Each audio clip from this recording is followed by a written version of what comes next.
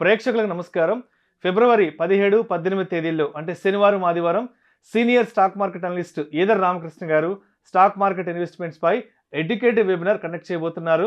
ఆసక్తి ఉన్నవారు ఈ కింద స్క్రోల్ అవుతున్న నంబర్ కాల్ చేసి వెంటనే మీ రిజిస్ట్రేషన్స్ను పూర్తి చేసుకోగలరు. నమస్తే, వెల్కమ్ టు సుమన్ టీవీ. నేను విష్ణు. ప్రస్తుతంతో పాటు senior market analyst either Ramakrishna గారు ఉన్నారు. వారితో మాట్లాడదాం. సార్ నమస్తే. సార్ ఈదర్ రామకృష్ణ గారు. నమస్తే అండి విష్ణు గారు, అలాగే సుమన్ టీవీ ప్రేక్షకులందరికీ thank you sir. Sir either Ramakrishna గారు, ఏంటి ప్రస్తుత మార్కెట్ల పరిస్థితి? ఎందుకంటే మొన్నటి డిసెంబర్ వరకు మార్కెట్స్ ఆల్ టైమ్ హై అని ప్రతిరోజు మాట్లాడుకున్నాం. అండ్ 2024 ప్రారంభం నుంచి అంటే జనవరి నుంచే మార్కెట్స్ కొలాప్స్ని కూడా చాలా క్లోజ్గా చూసాం. అంటే 72,000 73,000 మార్కెట్ రీచ్ అవుతుంది అనుకున్న దగ్గర నుంచి మళ్ళీ 71,000కి మార్కెట్ వచ్చేసిన పరిస్థితి. సో ఏంటి, ఎలా ఉండబోతోంది నెక్స్ట్ ఫర్దర్గా మార్కెట్? అండ్ బడ్జెట్ ఈవెంట్ ఉంది, తర్వాత కూడా ఎలక్షన్స్ కూడా రాబోతున్నాయి కాబట్టి ఏంటి అసలు ఇక్కడి నుంచి ఇవాళ నుంచి మార్కెట్ని ఏ విధంగా చూడాలి అంటారు? డాక్టర్ సచిన్ రాజ్ అత్యాధునిక వరల్డ్ క్లాస్ ఫిజియోథెరపీ ట్రీట్మెంట్ తో అన్ని రకాల నొప్పులకు శాశ్వత పరిష్కారం. మార్కెట్స్ గత కొద్ది సెషన్స్ నుంచి మనం చూసినప్పుడు చాలా వాలటైల్గా ఉన్నాయండి.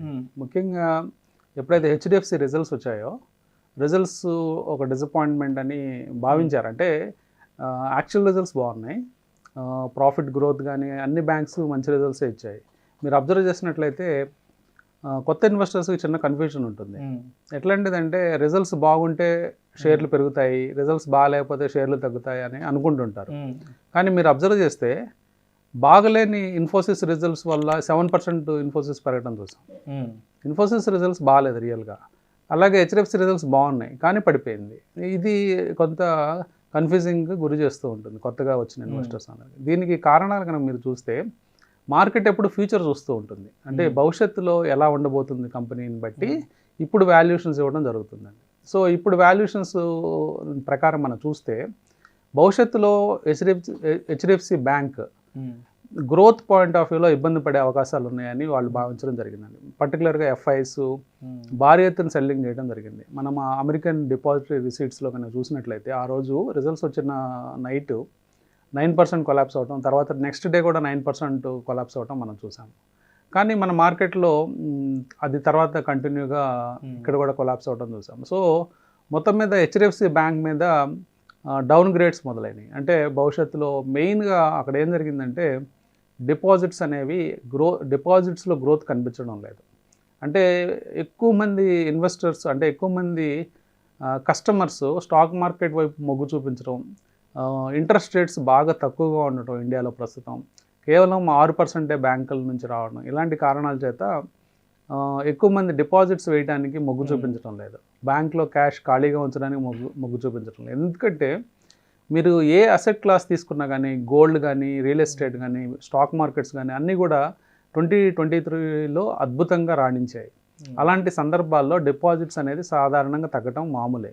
కానీ దాన్ని ఒక భూతంలాగా చూపించి మార్కెట్ని కొంచెం కొంచెం అమ్మకాలు జరపడం మనం చూసాం మార్కెట్లో. సో ఈ మార్కెట్లో ఈ అమ్మకాలు ఇవన్నీ కూడా పర్మనెంట్గా, అంటే కంటిన్యూస్గా కొనసాగుతాయా లేదా తాత్కాలికంగా బ్రేక్ పడుతుందా లేకపోతే ఎలా ఉండబోతుంది అనేది మనం కొద్ది రోజుల్లోనే మనం చూస్తాము. అంటే మెయిన్గా ఇక్కడ ఎఫ్ఐఎస్ అనేవాళ్ళు సీరియస్గా అమ్మకాలు జరుపుతున్నారు. గత కొన్ని నెలల నుంచి లాస్ట్ 2 years కూడా వాళ్ళ అమ్మకాల్లోనే ఉన్నారు. కానీ మనం ఎలా సర్వైవ్ అయ్యామనేది ఆలోచిస్తే మెయిన్గా డొమెస్టిక్ ఇన్వెస్టర్సు, మన ఇండియన్ ఇన్వెస్టర్సు, రిటైల్ ఇన్వెస్టర్స్ వీళ్ళందరూ భారీ ఎత్తున మార్కెట్లో పెట్టుబడులు పెట్టారు. అది కూడా మ్యూచువల్ ఫండ్స్ ద్వారా. ఈరోజు కనుక మనము రిజర్వ్స్ కనుక చూసినట్లయితే మనకి ఎప్పుడు కూడా మెయిన్గా మనకి ఎస్ఐపిస్ ద్వారా, అంటే సిస్టమాటిక్ ఇన్వెస్ట్మెంట్ ప్లాన్, అంటే మ్యూచువల్ ఫండ్స్కి వెళ్తాయి ఆ డబ్బులు మళ్ళీ మ్యూచువల్ ఫండ్స్ వాళ్ళు స్టాక్ మార్కెట్లో తీసుకొస్తారు. కనీసం అది ఎప్పుడు ఒక 2 లక్షల నుంచి 3 లక్షల కోట్ల రూపాయలు ప్రతి సంవత్సరం వచ్చే అవకాశం ఉంది. అట్లాగే ఒక 6% రిజర్వ్స్ కనుక, క్యాష్ రిజర్వ్స్ మ్యూచువల్ ఫండ్స్ ఏదైతే మేనేజ్ చేస్తూ ఉంటాయో అవి కూడా చూస్తే 1 లక్ష నుంచి 1.5 కోట్ల రూపాయల దాకా ఉంటాయి. మొత్తం మీద ఒక 4.5 లక్షల కోట్ల రూపాయలు మార్కెట్లో ఎప్పుడైనా పెట్టడానికి సిద్ధంగా ఉండే అవకాశం ఉంది. కాబట్టి ఈవెన్ ఎఫ్ఐస్ వెళ్ళిపోతున్నారని మనం పెద్ద అంటే భయపడాల్సిన అవసరం లేదు. ఎఫ్ఐస్ గత 2 సంవత్సరాల నుంచి అమ్మకాల్లోనే ఉన్నారు. ఇక్కడి నుంచి కూడా అమ్మకాలు జరిపే అవకాశాలు ఉన్నాయి. సో అవకాశాలు ఉన్నప్పటికీ దాన్ని ఎదుర్కొనే స్తోమత అంటే ఎదుర్కొనే శక్తి మన మ్యూచువల్ ఫండ్ ఇండస్ట్రీకి, డొమెస్టిక్ ఇన్స్టిట్యూషనల్ ఇన్వెస్టర్స్కి ఉందని మనం భావించవచ్చు. ఎందుకంటే ఇప్పుడున్న రిజల్ట్స్ చూస్తే. ఇంకా ఎకానమీ పరంగా ఏమన్నా డౌట్ ఉందా అంటే, ఎకానమీ పరంగా మనం ఏమీ భయపడాల్సిన పని లేదు. ఎకానమీ బాగుంది.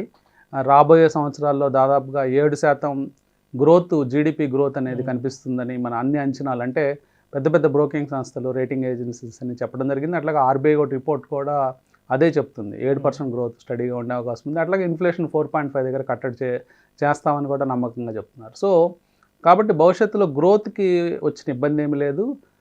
ఇండియా గ్రోత్ స్టోరీ ఇంటాక్ట్గా ఉందని చెప్పుకోవచ్చు. కానీ ఏమన్నా ఇబ్బందులు ఉన్నాయా అంటే 1-2 అంశాలు మనం పరిశీలించినట్టయితే, మెయిన్గా నిఫ్టీ కనుక హిస్టారికల్గా చూసినప్పుడు PE రేషియోస్ అనేవి 20 దగ్గర ఉండేవి. కానీ ఇప్పుడు ఒక 15 ఇయర్స్ యావరేజ్గా చూసుకుంటే 20.4 ఎంత ఉంటుంది. ఆ 20.4 నుంచి కొంచెం మనం ఇప్పుడు ప్రీమియంలో ట్రేడ్ అవుతూ ఉన్నాం. అంటే 21.6, 22 దాకా వెళ్తూ ఉన్నాము. సో ఈ ఫార్వర్డ్ PE రేషియోస్ 22 ఉండటం అనేది కొంచెం ఎక్స్పెన్సివ్గా FIs భావిస్తూ ఉండొచ్చు. అట్లాగే ఇంట్రెస్ట్ రేట్ సైకిల్ అమెరికాలో పీక్గా ఉండటం, అంటే ఎక్కువ ఇంట్రెస్ట్ రేట్లు అక్కడే దొరకడంతో ఎక్కువ మంది FIs వాళ్ళ దేశాల్లో ఇన్వెస్ట్మెంట్కి మొగ్గు చూపిస్తున్నారు ప్రస్తుతానికి. Maybe interest rate cycle reverse అయ్యే ఛాన్సెస్ ఉన్నాయి. అంటే రాబోయే 6 నెలల్లో వడ్డీ రేట్లు మళ్ళీ తగ్గుముఖం పట్టచ్చు. అలాంటి సందర్భాల్లో మళ్ళీ FIs ఇండియా వైపు దృష్టి పెట్టే అవకాశాలు ఉన్నాయండి. ఓకే. సో అయితే మార్కెట్లు ఏమో అంటే డిసెంబర్ మొత్తం ఆల్ టైమ్ హై, జనవరి నుంచి వాళ్ళ అంటే మార్కెట్ క్రాష్ చూస్తున్నాం, బ్లడ్ బాతులు చూస్తున్నాం కదా. అంటే ఈక్విటీ ఇన్వెస్టర్స్ యొక్క థాట్ ప్రాసెస్, మ్యూచువల్ ఫండ్ ఇన్వెస్ట్మెంట్స్లో పెట్టి వాళ్ళ థాట్ ప్రాసెస్ ఎలా ఉందంటే, ఈక్విటీకి సంబంధించి మార్కెట్ ఆల్ టైమ్ హైలో ఉంది కాబట్టి ప్రాఫిట్ బుక్ చేసుకుని బయటకు వచ్చేద్దామన్న ఆలోచనలో ఉన్నారు. మ్యూచువల్ ఫండ్స్ ఇన్వెస్టర్స్ ఎలా ఉన్నారంటే, నేను చెప్పేది రిటైల్ ఇన్వెస్టర్స్.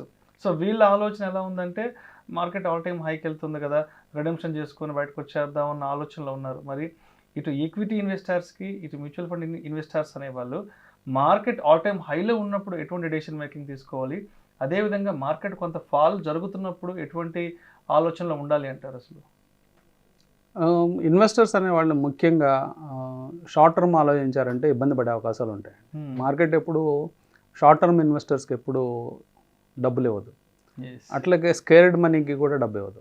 స్కేర్డ్ మనీ అంటే భయపడుతూ ఇన్వెస్ట్ చేసే వాళ్ళకి కానీ, ట్రేడింగ్ చేసే వాళ్ళకి కానీ డబ్బు రావడం కొంచెం కష్టం అవుతుంది. ఇది ఒక ధైర్యంతో చేయాల్సిన పనులండి ఇవి, ఇన్వెస్టింగ్ కానీ ట్రేడింగ్ కానీ. కాబట్టి మీరు అంటున్నట్టు డిసెంబరు, జనవరి ప్రథమార్థంలో కొంచెం హైస్ చూసిన మార్కెట్స్ చిన్నగా సర్దుకుంటున్నాయి. జనరల్గా ఇది హిస్టారికల్గా మనం చూసినట్లయితే ఎప్పుడు డిసెంబరు మాసంలో FIస్కి వాళ్ళ NAVs మంచిగా ఉండడానికి కానీ, లేకపోతే ఇయర్ ఎండింగ్ కారణాలు కావచ్చు, వాటి వల్ల మార్కెట్స్ ఎప్పుడు హిస్టారికల్గా చూసినప్పుడు బాగానే ఉంటాయి డిసెంబర్ మాసంలో. కానీ జనవరికి వచ్చేటప్పటికి ఫ్రెష్ అలొకేషన్స్ ఉంటాయి. FIస్కి ఈ కంట్రీ వైజ్ స్పెసిఫిక్ అలొకేషన్స్ ఉంటాయండి. అంటే మనము ర్యాంకింగ్స్ కన్నా చూస్తే మన కంట్రీ నెంబర్ 1లోనే ఉంటుంది ఎమర్జింగ్ మార్కెట్స్లో. ఎందుకంటే మనం ఏమి ఒక కమోడిటీ బేస్డ్ కంట్రీ కాదు, ఒక కమోడిటీ మీద ఆధారపడ్డ కంట్రీ కాదు. మనకి సెల్ఫ్ రిలయంట్గా, అంటే మన కన్జంప్షన్ ఉంది, మన కన్జంప్షన్ స్టోరీ బాగుంది, అట్లాగే మనకి ఇండస్ట్రీ ఉంది, మనకి సర్వీసెస్ ఉన్నాయి. అన్ని రకాలుగా మనము ఆల్మోస్ట్ చైనా కంటే బెటర్గా ఉన్నాం. కానీ చైనా అనేది డీగ్రోత్లో ఉంది, ఇండియా అనేది గ్రోత్ ఫేజ్లో ఉంది. కాబట్టి ఫారినర్స్ వాళ్ళు చూసినప్పుడు, అంటే FIs చూసినప్పుడు ఇండియా స్టోరీలో ఏమీ డౌట్ ఉండదు. కానీ కొన్నిసార్లు అలొకేషన్స్ వచ్చినప్పటికీ మార్కెట్స్ కొంచెము రీషఫ్లింగ్ జరుగుతుందండి. అంటే జనవరి మాసంలో జనరల్గా కొన్ని స్టాక్స్లో వాళ్ళు ఎగ్జిట్ అయిపోయి మళ్ళీ కొత్త స్టాక్స్లో పికప్ చేసుకుంటూ ఉంటారు. ఆ రీషఫ్లింగ్ జరిగే ప్రాసెస్లో, అట్లాగే మంత్ ఎండ్ అంటే ఫిబ్రవరి 1st వచ్చేటప్పటికి బడ్జెట్ ఉంటుంది. ఈసారి budget vote on account budget అయినప్పటికీ జనరల్గా జనవరి మాసం అంతా ఈ బడ్జెట్ని దృష్టిలో పెట్టుకొని కొంత వాలటిలిటీ ఎక్కువ పెరిగే ఛాన్స్ ఉంటుంది. సో ఈ షేర్స్ అనేవి షఫుల్ చేయడము, అంటే కొన్ని షేర్లు వాళ్ళు అమ్మేసుకొని రేటింగ్ తగ్గిన వాటిని కొత్త షేర్లలోకి వెళ్ళటం, ఇవన్నీ చేస్తూ ఉంటారు. కాబట్టి ఇన్వెస్టర్స్ జనవరిలో ఉండే వాలటిలిటీని చూసి భయపడాల్సిన అవసరం లేదండి. అంటే కొంచెం లాంగ్ టర్మ్ ప్లే చేయాలి. ఇందాక మనం చెప్పుకున్నట్లు షార్ట్ టర్మ్లో ఉంటే మీరు ఇబ్బంది పడతారు, లాంగ్ టర్మ్లో ఉండాలి. అంటే లాంగ్ టర్మ్ అంటే కనీసం యావరేజ్ రేట్ ఆఫ్ రిటర్న్ మీకు మ్యూచువల్ ఫండ్ ఇండస్ట్రీ చెప్పినట్లుగా 14 to 18% ఏదైతే యావరేజ్ రేట్ ఆఫ్ రిటర్న్ మీకు పొందాలనుకుంటే కనీసం మీరు ఒక 5 to 6 years 7 years పాటు మీ జర్నీలో ఉంటే మీకు ప్రాఫిట్స్ వచ్చే అవకాశం ఉంది. అదే కొంతమంది లక్కీగా 2022 చివరిలోనో లేకపోతే 2020లోనో మొదలుపెట్టిన వాళ్ళకి ఇప్పటికే లాభాల్లో ఉంటారు వాళ్ళు. సో వాళ్ళు ఏంటంటే వాళ్ళకి తెలియకుండానే టైమింగ్ చేస్తారు. టైమింగ్ అనేది మనం తెలిసి చేయలేం. ఇప్పుడు నుంచి పెరుగుతుంది మార్కెట్ లేకపోతే ఇప్పటి నుంచి పడిపోతుంది అనేది ఎవరు చెప్పలేరు. మనం ఒక జర్నీలో ఉంటే ఆ సైకిల్స్ని అన్నింటినీ మనము అంటే అది అన్నింటినీ ఎక్స్పీరియన్స్ చేసే అవకాశం ఉంటుంది. సో లక్కీగా కొంతమంది 20లో ఎంటర్ కావచ్చు, 21లో ఎంటర్ కావచ్చు, 22లో ఎంటర్ కావచ్చు, వీళ్ళందరూ ఆల్రెడీ ప్రాఫిట్స్లో ఉన్నారు. సో వాళ్ళకి ఇబ్బంది లేదు. కానీ ఇప్పుడు ఎంటర్ అవుతున్న వాళ్ళు ఇందాక చెప్పుకున్నట్లు మనం ఎక్స్పెన్సివ్ మార్కెట్లో ఉన్నాం. ఎక్స్పెన్సివ్ మార్కెట్లో ఉన్నప్పుడు ఇప్పుడు ఎక్కువ టైం మార్కెట్కి ఇవ్వాల్సిన అవసరం ఉంటుంది. సో మీరు ఆశిస్తున్న రిటర్న్ ఏదైతే ఉందో అట్లీస్ట్ 15% యావరేజ్ తీసుకున్నట్లయితే ఆ యావరేజ్ మీరు ఒక 5 నుంచి 7 సంవత్సరాలు కనుక మార్కెట్లో ఉన్నట్లయితే అది పొందే అవకాశం ఉంటుంది. ఈ మధ్యలో షార్ట్ టర్మ్ వాలటిలిటీ ఉంటుంది. ఈవెన్ మీరు మ్యూచువల్ ఫండ్స్ కొన్నప్పటికీ కూడా ఒక 20% మీ NAV తగ్గే అవకాశాలు ఉంటాయి ఇలాంటి సందర్భాలు ఇన్వెస్ట్ చేసినప్పుడు. అంటే నేను టైమింగ్ చేయట్లేదు అంటే ఇప్పుడు పడిపోతాయేమో ఎగ్జిట్ అయ్యి మళ్ళీ ఎంటర్ అవుతాం అట్లాంటి అనుకోబాకండి.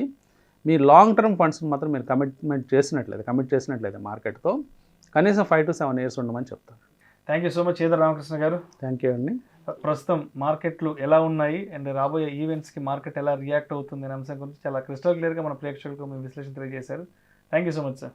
Thank you.